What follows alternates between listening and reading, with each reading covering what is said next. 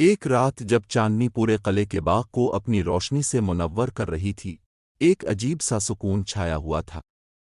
گلاب کے پھول ہر طرف کھلے ہوئے تھے، لیکن ان میں سے ایک گلاب ایسا تھا جو باقی تمام پھولوں سے الگ نظر آ رہا تھا۔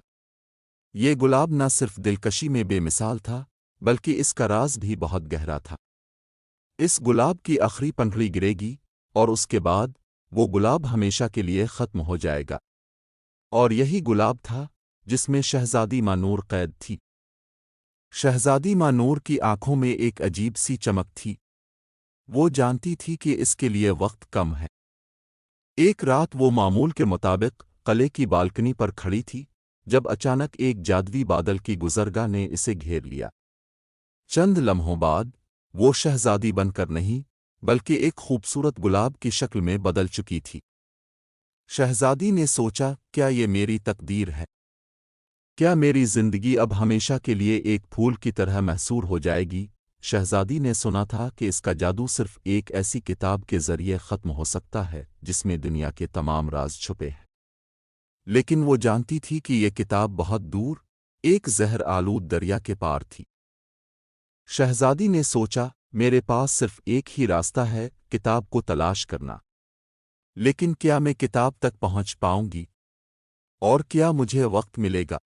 دوسری طرف شہزادہ آذان، جو شہزادی کا قریبی دوست تھا، شہزادی کے غم میں ڈوبا ہوا تھا۔ وہ جانتا تھا کہ وہ کچھ کرنے سے پہلے ایک قدیم کتاب کو تلاش کرے جو شہزادی کی تقدیر کو بدل سکتی ہے۔ وہ ایک خواب میں دیکھتا ہے کہ کتاب ایک جادوئی جھیل کے قریب رکھی ہوئی ہے۔ شہزادے نے کہا، میں تمہیں بچانے آیا ہوں، شہزادی چاہے کچھ بھی ہو، مجھے تمہیں دوبارہ زندہ دیکھنا ہے۔ شہزادہ دریا کے کنارے پہنچتا ہے، جہاں زہریلا پانی اور اجنبی مخلوقات چھپی ہوتی ہے۔ وہ بہادری سے اس دریا کا سامنا کرتا ہے تاکہ کتاب تک پہنچ سکے۔ شہزادے نے سوچا، یہ دریا میرے لیے صرف ایک رکاوٹ نہیں ہے، یہ میری محبت کے راستے کی آزمائش ہے۔ شہزادہ آذان بالآخر کتاب تک پہنچ جاتا ہے۔ کتاب میں لکھا ہوتا ہے کہ جب گلاب کی آخری پنکھڑی گرے گی، تب تمہاری تقدیر کا فیصلہ ہوگا۔ شہزادہ جلدی سے کتاب کھولتا ہے اور اس میں چھپے جادوئی الفاظ پڑھنا شروع کرتا ہے۔ شہزادے نے سوچا، اگر میں تمہیں بچا سکتا ہوں شہزادی، تو میں یہ کتاب مکمل پڑھ کر تمہیں بچانے کی کوشش کروں گا۔ قلعے کے باغ میں شہزادی کے گلاب کی آخری پنکھڑی اب ٹوٹنے والی تھی۔ وہ جانتی تھی کہ اگر یہ پنکھڑی گر گئی تو وہ ہمیشہ کے لیے ختم ہو جائے گی، لیکن دل میں ایک امید کا دیا بھی روشن تھا۔ شہزادی نے سوچا، شہزادہ آذان، کیا تم مجھے بچا سکو گے؟ کیا تمہاری محبت میری تقدیر بدل سکے گی؟ شہزادہ آذان کتاب کے الفاظ مکمل کرتا ہے اور جادوی روشنی گلاب کی طرف بڑھتی ہے۔ جیسے ہی روشنی گلاب پر پہنچتی ہے، مانور کی شکل میں تبدیلی آنا شروع ہوتی ہے۔ شہزادے نے کہا، تمہیں بچانے کے لیے میں نے اپنی زندگی کو خطرے میں ڈالا ہے، شہزادی، یہ میری محبت کا عہد ہے۔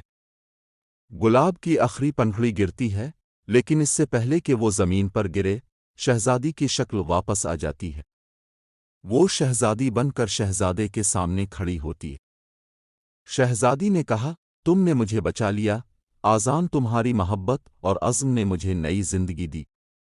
شہزادے نے شہزادی سے کہا، ہمیں اپنی تقدیر کو خود بنانا ہوتا ہے، اور تمہارے ساتھ میری تقدیر اب مکمل ہو چکی ہے۔ شہزادی اور شہزادے کی کہانی ایک مثال بن گئی کہ محبت، قربانی اور عزم کسی بھی تقدیر کو بدل سکتے ہیں۔ گلاب کی آخری پنکھڑی کا گرایا ہے ایک نیا آغاز بن گیا، اور دونوں نے اپنی زندگی کا سفر ایک نئی امید کے ساتھ شروع کیا۔ یہ کہانی ایک جادوئی سفر، قربانی اور محبت کی طاقت کو ظاہر کرتی ہے، جہاں شہزادہ آذان اپنی محبت کو بچانے کے لیے ہر مشکل کا مقابلہ کرتا ہے اور اپنی تقدیر کا پیچھا کرتا ہے۔